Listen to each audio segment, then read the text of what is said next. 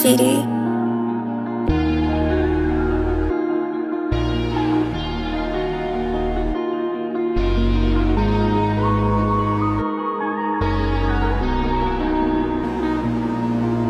Sa sala na kulong, ako ay nalulong. Sa sala na kulong, ako ay nalulong. Sa sala na kulong, ako ay nalulong. Sa sala na kulong, ako ay nalulong.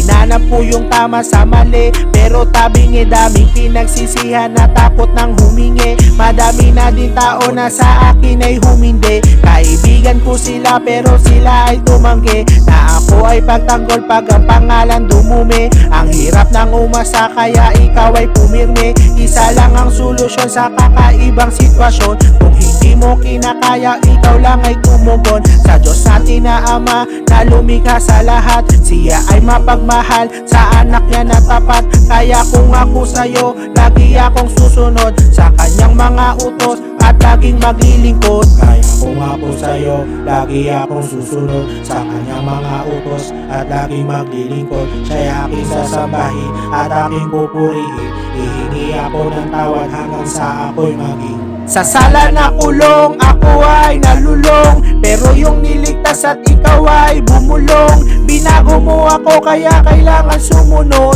Purihin ka o Yahweh, ako po'y maglilingkod. Sa sala na kulong, ako ay nalulong. Pero yung niligtas at ikaw ay bumulong. Binago mo ako kaya kailangan sumunod.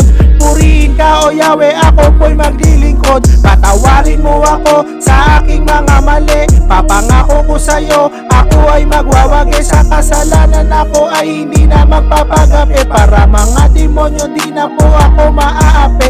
Ikaw ay laging nandyan, di umalis sa tabi. Umaga hanggang gabi, ikaw ay nasa tabi. Salamat Panginoon kasi inibig mo ako. Hindi na matatakot na baka merong mangbato. Kaya ako'y susunod sa iyong mga utos. Susubukan kong gayahin ang iyong mga gawa. Hindi na makikinig sa mga sabi-sabi. Di na din papaapekto sa mga mapangapi. Sa sala na kulong, ako ay nalulong. Pero yung niligtas at ikaw ay bumulong. Binago mo ako kaya kailangan sumunod. Purihin ka o Yahweh, ako po'y maglilingkod. Sa sala na kulong, ako ay nalulong. Pero yung niligtas at ikaw ay bumulong. Binago mo ako kaya kailangan sumunod. Purihin ka o Yahweh, ako po'y maglilingkod.